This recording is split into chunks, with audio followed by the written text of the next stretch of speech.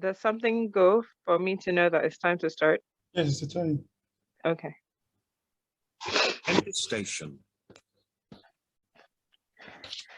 Hi, Victor. My name is Elaine, and I'm one of the junior doctors in the department. Can I call you Victor? Yeah, that's fine. Hello, Elaine.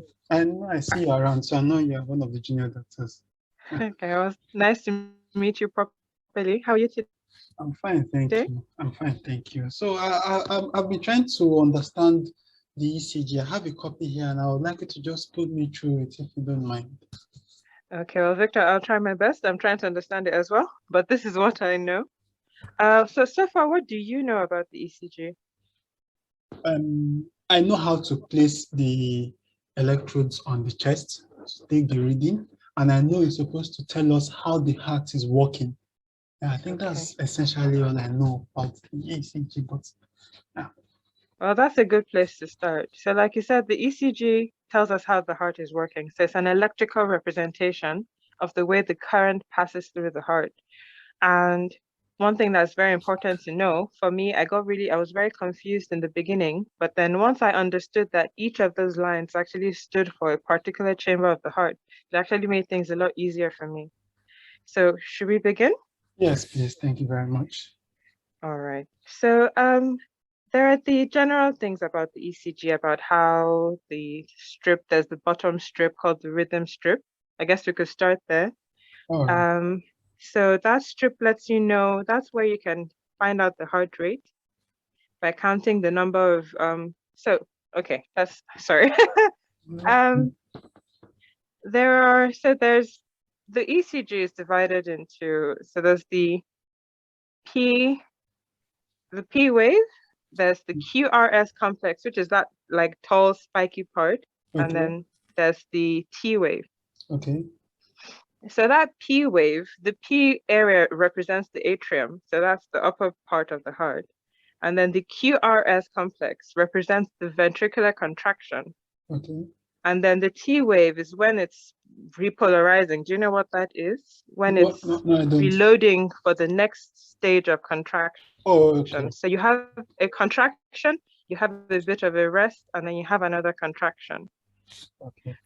So understanding what those parts of the diagram stand for will help you know that, okay, if that P wave is longer than usual, it will let you know that, oh, there's something going on in the atria that's not making the signal pass through as quickly as it should. Then it pinpoints that you should look further into that area, and that's where you find the problem. So that's essentially what the ECG does. It just shows you where the problems are in the heart, depending on how smoothly the current passes through. So you have the big, you can see at the bottom that you have these big boxes, and within those big boxes, you have these little boxes. There's about 5 little boxes in the big box. Okay. And by counting those boxes, so there are some very arbitrary rules about like the distance between each wave, for example, should be a certain number of boxes, things like that, which I don't remember right now, but there you can check it up each time you need to. It's a very fixed standard formula. Now, I explained what the QRS complexes are. So you can see those QRS complexes. If you notice, they're coming rather regularly at approximately the same interval. So that lets you know that the heart rate is regular. I see. Okay. What else? All right, so like I said, there are different patterns depending on the problems. But essentially you have an isoelectric line. So that's that line in the middle. So you see that the waves go up and they come down, and the ones at the bottom come back up, and they all maintain generally that same line. And that's a good thing. When sometimes you have a problem that might make the wave go above that line, and then that could be a trigger that, for example, there's an ischemia in that area. Okay. So if in this, I'm trying to see in this one you're showing me if there are any particular abnormalities I can notice. Like I said, I'm not very good at this. So I was wondering if there are some particular things that stand out very quickly that if as a nurse I should be able to identify and show a doctor immediately? Are there conditions like that? Oh, that's fantastic. That's a fantastic question to ask. So like I said, if you have that ST, so remember that QRS segment I spoke about? Yeah. Sometimes the S doesn't come back down onto the line and it drags the T wave up. So when you have that, it's called an ST segment elevation, and that's a very clear sign that the patient is having a heart attack. You could have a heart or a myocardial infarction. So you could have one without that ST segment elevation.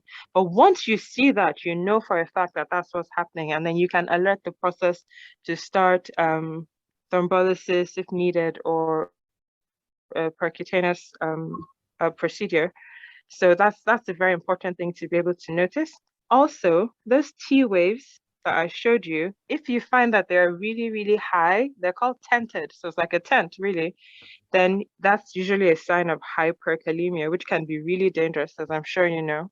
Yeah. And so you'd want to alert the doctor immediately so that he can start correction. Okay.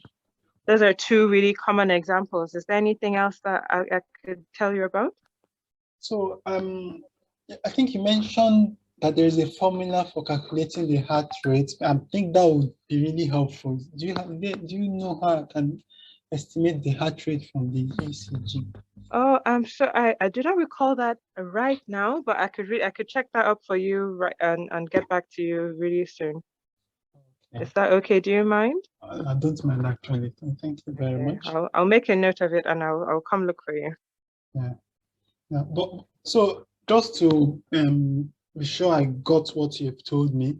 So you said there's a P wave and there's a QRS wave, and all of these are telling us that there's some activity, electrical activity. They represent electrical activities in the heart. That's correct.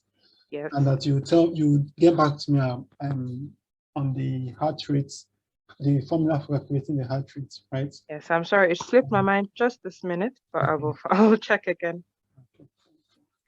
I just find generally that the ECG is something that you might forget if you don't practice. So I'd advise you to just keep looking. The more you look, the easier it is to recognize these things. And soon you'll be an expert and you might be able to teach me too. All right. Thank you very much. All right. Is there anything else I can do for you today? No, that will be all for now. Okay. Well, thank you for speaking to me. You're welcome. All right.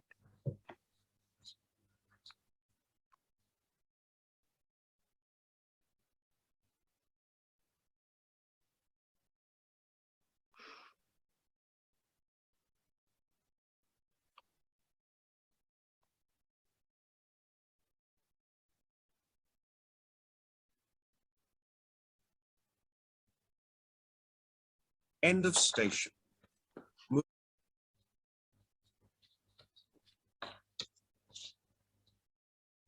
Enter station.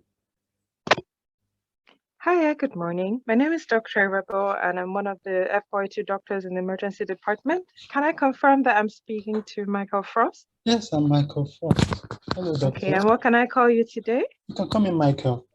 All right. Hi, Michael. How are you today? I'm not fine, doctor. I'm not fine, really. What's the matter? I've been having this chest pain. Really, it's been bothering me.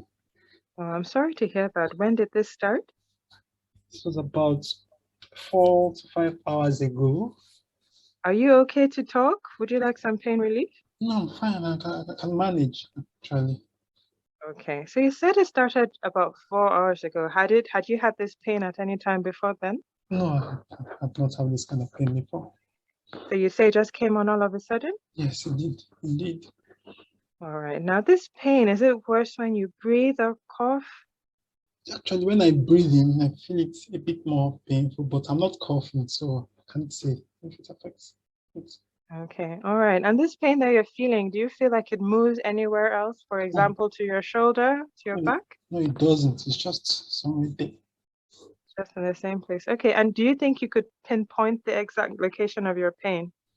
It's just in the front of my chest, just to the left of my breastbone. All right. And since it started, have you tried to take anything to make it better?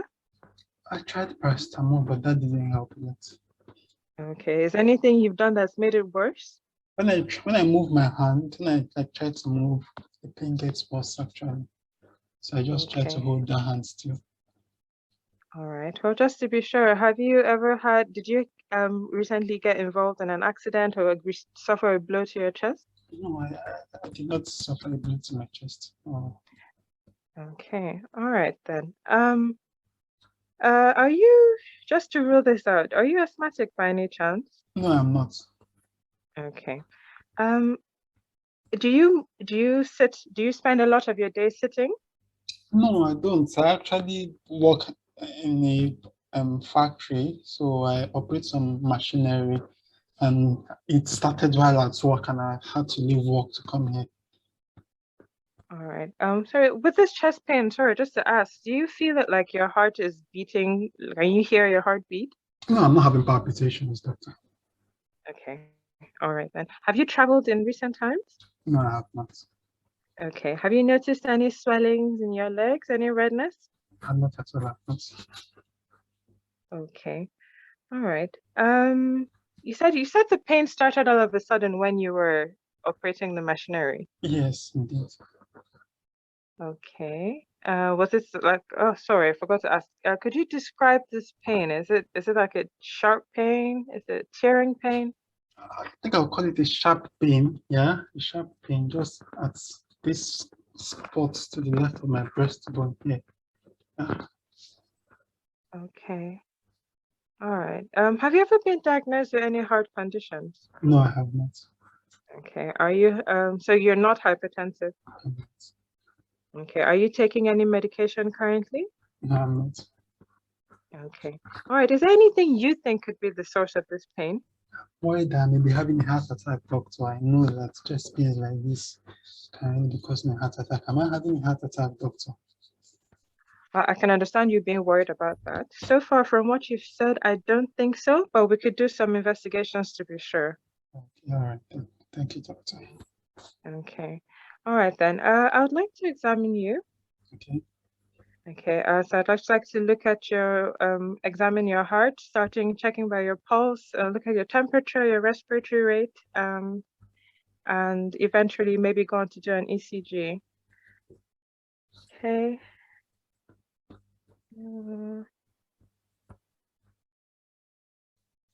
Okay. Says your observations are normal. Okay. All the time.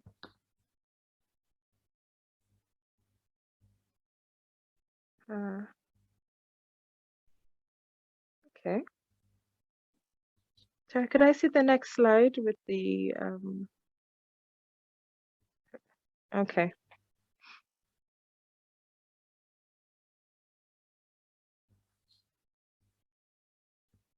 Sorry, I can go on talking, right? Yes, please. Okay. All right. So looking at your observations here, other than the fact that your pulse is a bit high, which is understandable because you're in pain, your examinations seem pretty normal. So what's wrong with me, doctor? What's causing Are this you chest pain? you're still feeling the pain right now as we speak, Yes, are you? I feel I'm in pain at the moment, doctor. Just when I All need. right. Well, there's something called angina, which is a name for chest pain. And for some people, it comes on during exertion and then it can subside at rest. You spoke about the pain starting all of a sudden when you were working. So I might be thinking about that. I might have to do some further tests.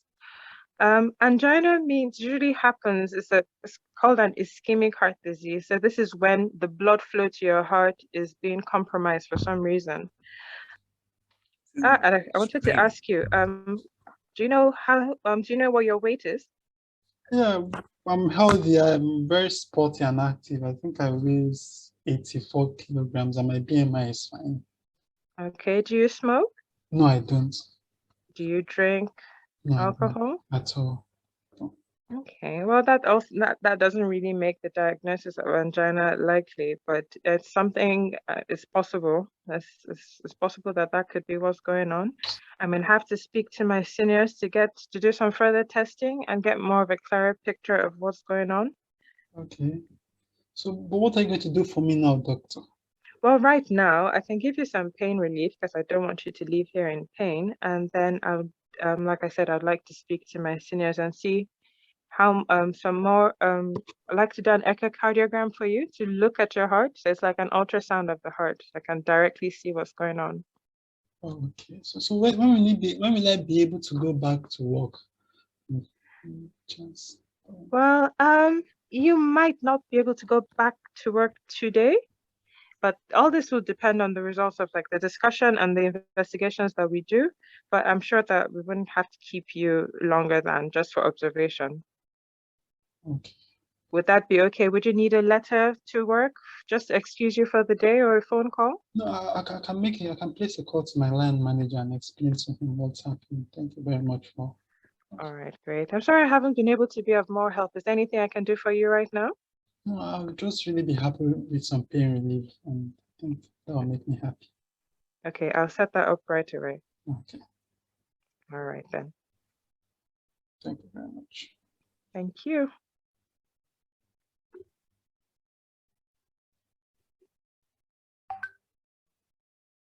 End of station. Move to your next station.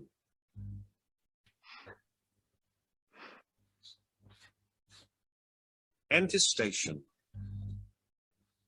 Hello, I'm Dr. Arabo, one of the junior doctors at the GP surgery. Can I confirm that I'm speaking to Joyce Hilda? Yes, this is Joyce. Hello, doctor. How are you today? I'm fine. Thank you very much for calling. All right. Before we go ahead, could you please confirm your address for me? So I live at 46 Pickford Road, Nottingham. All right, and could you please tell me the last 4 digits of your phone number? That'll be 8906. Okay, so what would you like for me to call you today? Call me Joyce. All right, Joyce. Hi, Joyce. So how are you today? How can I help you? Oh, Joyce, I'm worried, like sick, worried about one of my kids. So I have twins, and Okay. I'm really worried about one of them, doctor. That's why I rang the GP. Oh no. So what's the matter? So I have twins. One is Amy and Jamie, Okay.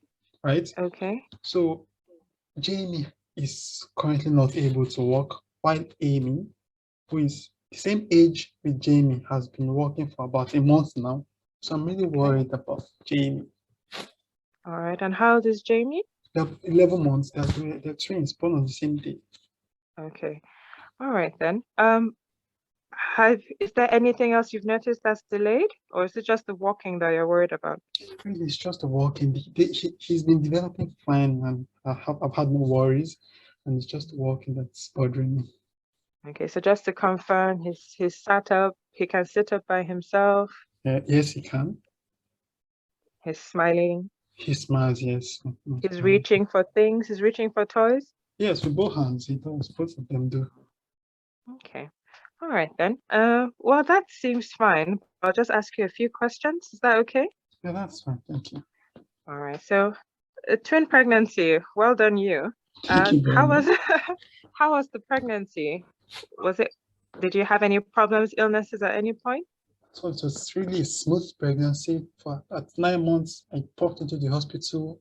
Under 6 hours, I delivered both kids. And That's fantastic. thank you very much. That's fantastic. So who came out first? Was it Amy or Jamie? I think Jamie came out, then Amy came after him. Okay. And when he was being born, was there any problem with the birthing process? Was Actually, there any delays? there was no delay at all. Really. Okay. Well, that sounds good. Did he have at any point, was he jaundiced? Did you notice that his eyes were yellow?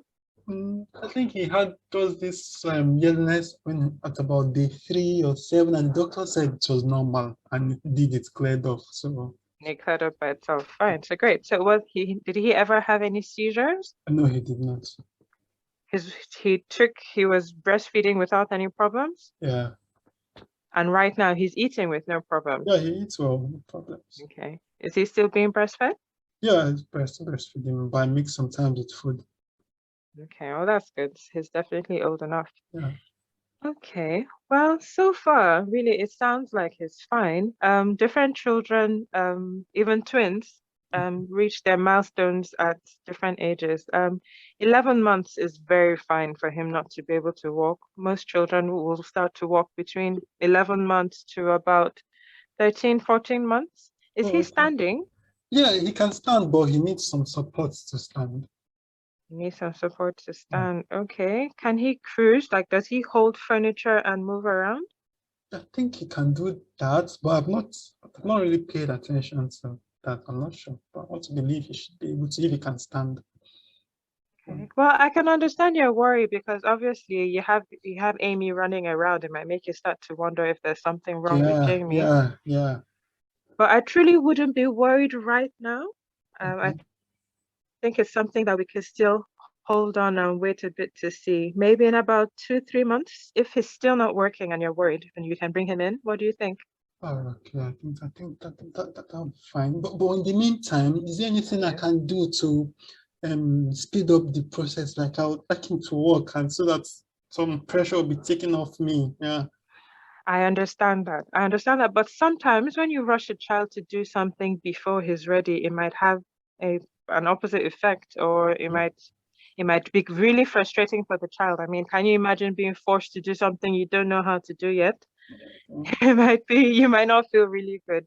But it's good that his sister is walking. I'm sure he sees her, and that will also encourage him to get up and try. Sometimes boys might develop a little slower than girls. They Okay. generally even out at some point, but it's quite a natural thing. Okay. And as long as he's fine in his other developmental milestones and you're not worried in those areas, then it's very likely that he'll catch up and be running around in no time. Beautiful. So there's no need to come to the GP with him, right? At the moment. For now, I wouldn't say so. And especially with the pandemic, you want to limit how much your children come to the hospital. But I mean, like I said, in about 2 months, if you still you're not satisfied with the way he's standing and with the way he's walking, he's probably going to start walking then. But if you're not satisfied, then please call, we'll arrange another appointment, and then we can check him out fully. Oh, all right. You've been very helpful, Doctor. Thank you. Thank you. Is there anything else I can do for you today? No, there's nothing. I think that's all I had really. That's all my worry. All right. Well, you can always go online. You can go on the NHS 2 website just to minutes talk remaining. about you can look for articles on developmental milestones and children walking, and I'm sure that'll also further help to soothe your mind that there shouldn't be anything to be worried about Okay. right now, really. From all you've said, Jamie sounds like a perfectly healthy little boy. Okay. All right. Thank you very much. It's quite All right. reassuring. I'm glad. I'm glad. But like I said, please, if there's you notice anything, if you're worried or you still cannot stand unsupported at a year, then please call in immediately and then we'll set something up for you. Okay. Okay. All right then. Well, I hope you have a good day. Thank you. You too. Bye. Bye.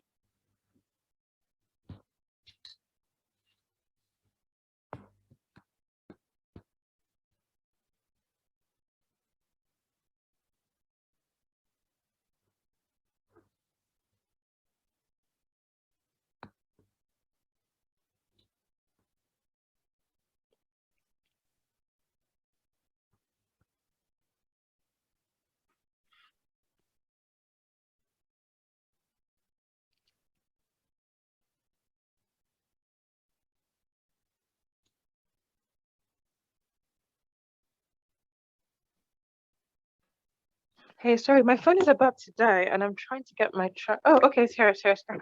I was telling my husband to get it for me. All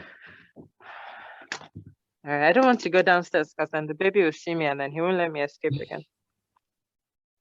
The joys of motherhood. How are you able to? Yeah. Shit. Where are you? Having this happen. Me? No, I'm here. I was Okay. just sending him a message to say that I Okay. have my charger. End of station.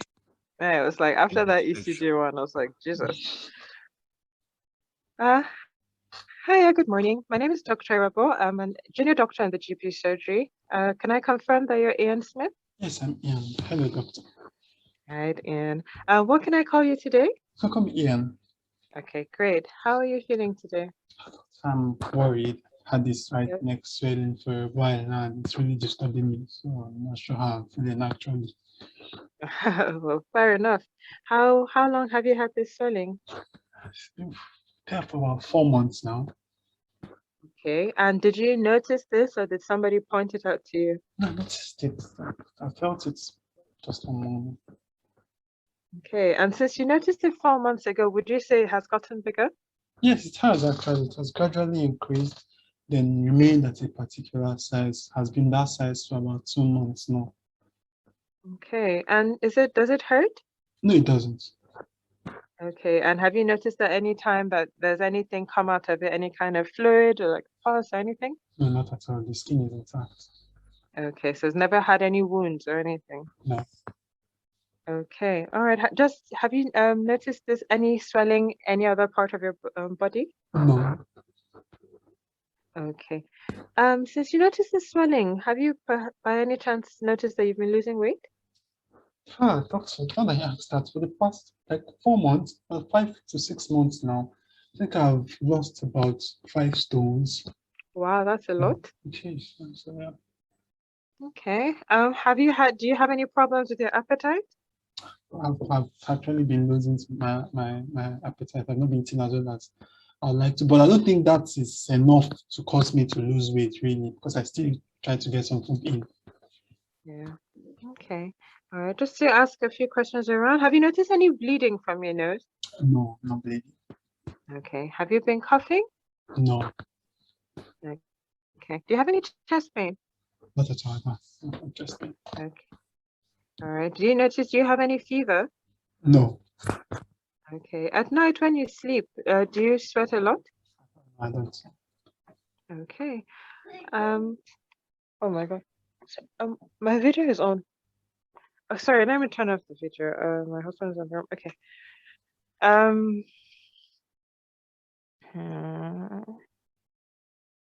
Okay. Um. Sorry, what was I? Okay. Is there any? Do you have any idea what's? Oh, sorry. Are you coughing? No, I'm not coughing. Okay. Have you traveled recently? No, I've been in the UK all my life. Okay. Do you smoke? No, I don't. Okay. Do you drink alcohol? No, I don't. Okay. Um. All right then. I would like to take a look at your neck. Okay. Of course, I'd like to do your general observations, check out your pulse, how you're breathing, listen to your heart, and then examine your neck. Okay.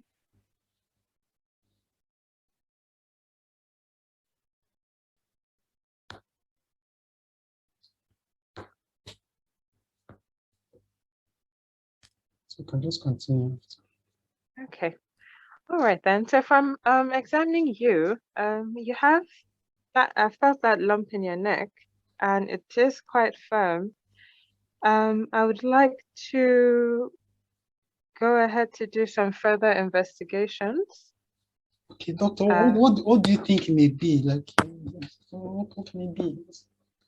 well, I understand that you're worried, obviously. But it could be a very wide range of things. It could be an infection. There's an infection that could cause you to have a swelling in your neck. It's called your lymph nodes could get swollen.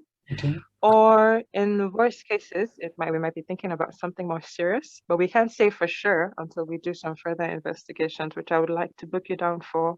Okay, but by serious, what do you mean? Something more serious? Well, in the worst cases, we might be looking at a cancer, but I Oh, wouldn't want to go ahead to say that right now. okay. Okay. Okay. So what are you going to do for me now, doctor? Because you see, my cousin had this neck swelling and actually turned out to be a cancer. So that's some cause of concern to know that you're considering it in this case. Well, for sure, that's definitely worrisome if you've had a personal experience like that. How is your cousin doing right now? He's fine though, actually. He was treated and he's well and good. Thank Well, you. that's encouraging. That's encouraging at least. Mhm. So what we'd want to do is that lump in your neck, we would like to do that's a test that we run a needle through it and we can or punch a hole through it and we can take some tissue out of it and look at it under the microscope, and then this lets us know what exactly is going on there. Okay.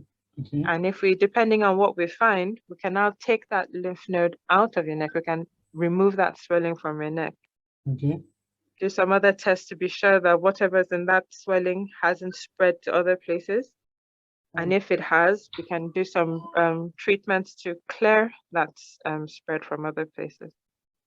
Wow, this is quite a lot to take in. So you're going to put a needle into my neck to Yes. test for this swelling. Yes, but before we do that, 2 we'll give you minutes some pain remaining. relief. We'll give you some pain relief in the area, so it's not going to be very painful. But because of this, I would like to refer you quite soon, so that the sooner we find out what's going on, then the sooner we can let you know what's happening. So I'd like to refer you quite soon to the specialist. I'll discuss with my seniors as well, so we can expedite this pathway. And then I'll refer you to have the test, and from there we look at the results and move on to the next stage of treatment if needed. Okay, when do I expect this referral to come in? Well, I'll do it immediately, and so you should get a letter you should be in there within 2 weeks. Okay. Within 1 to 2 weeks, that's how fast we'll be moving. Okay. But in the meantime, is there anything I'm supposed to do while I'm waiting this referral? Right now, no, nothing in particular. Just stay calm if you can. Thank you. I'll try my best because it's. I'm sorry. Obviously, it's a hard thing to be worried about. You'll probably be full of a lot of tension. Maybe you can try some yoga, some meditation to help you relax. Some breathing exercises. I don't think I'll be able to try breathing exercises till I actually find out what exactly it is, doctor. Which is completely fair enough. Completely fair enough. Well, we'll try hopefully to speed up your referral as soon as possible, so that you can know what's going on and you can have peace of mind. Thank you very much, doctor. Okay. Is there anything I can do? Is there anything else you'd like to ask me? I'm just wondering, what if it's indeed is a cancer? Why would it happen to me? Like, what can be the cause if it turns out to be cancer? I'm so sorry. You sound really upset.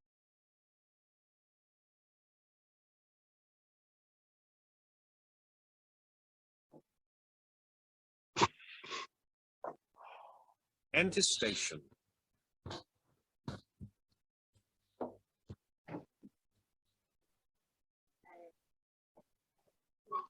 Okay.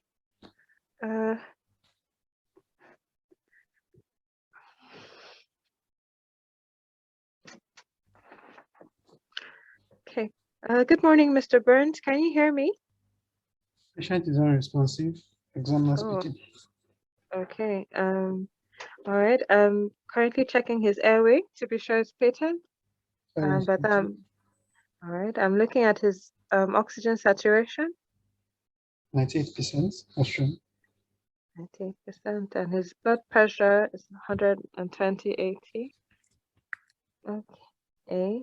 Oh my God, this is weird. All right. Sorry, is that like a nurse here that I'm talking to? No. Yeah, by the patient's bedside.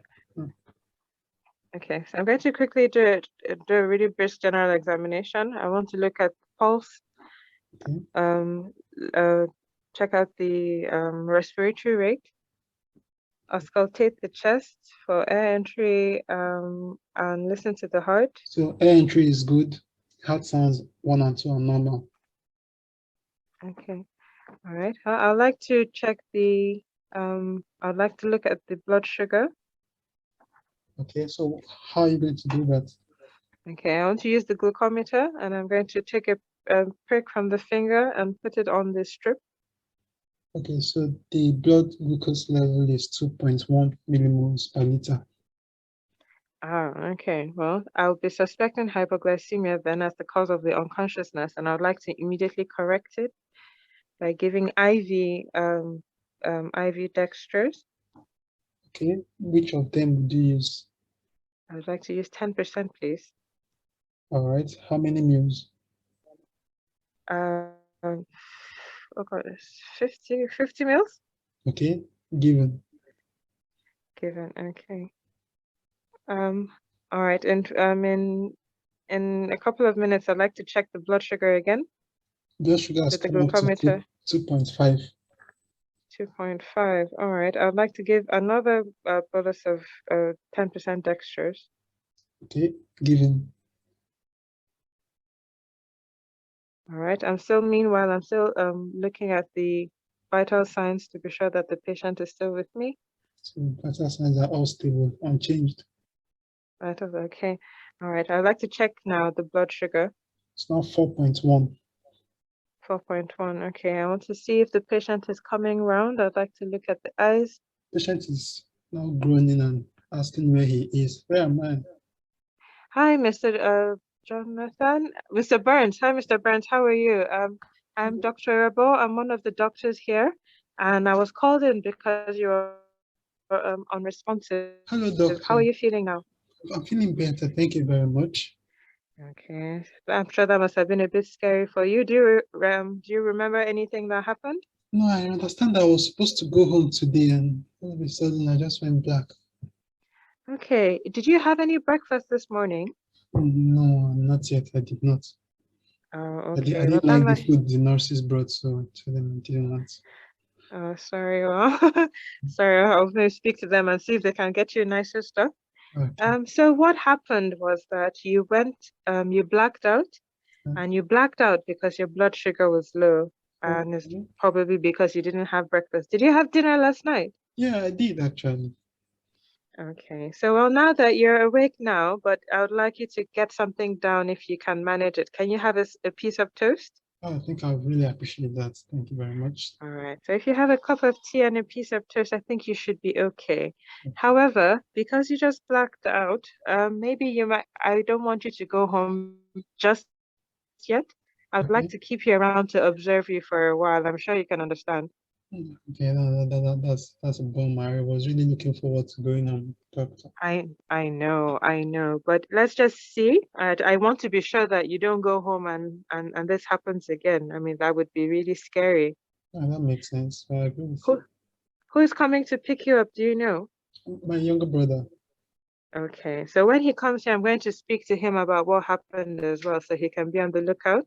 Okay. So would so that even at home, just watch you for a bit to be sure that you're awake and that you're eating. You're not skipping any meals.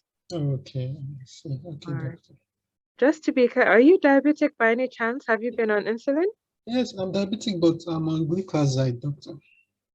Okay, well, your blood sugar dipped really low, and so maybe we might have to adjust your dose. Oh, okay. Okay. Also, I mean, being that you're on that kind of medicine, you can't afford to be skipping any meals. So maybe next time, even if you don't like the food that's being shown, please let the nurse know that you're diabetic so that she can make some alternate arrangements. All right. I'll make sure to do that. Thank you very much.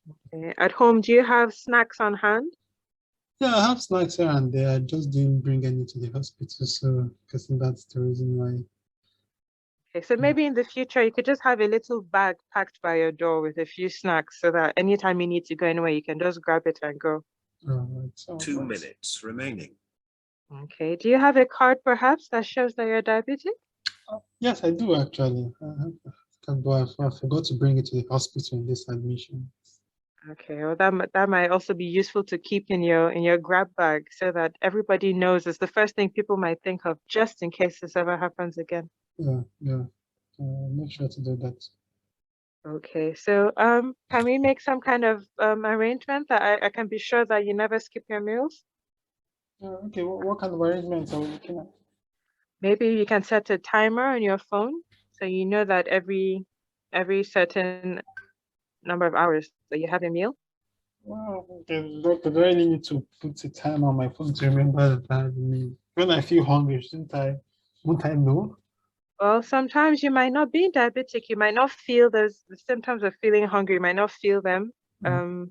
when you should until it's too late. You don't want to get to this stage where you're blacking out. So it's best to have your meals regularly and at a fixed time so that you know that you're never caught in a situation where you have too little sugar, All right. especially if you're taking your medications regularly, because then you know that the insulin is going to be working to lower your sugar. And if you're not replacing it, it's going to get too low and then you might black out again.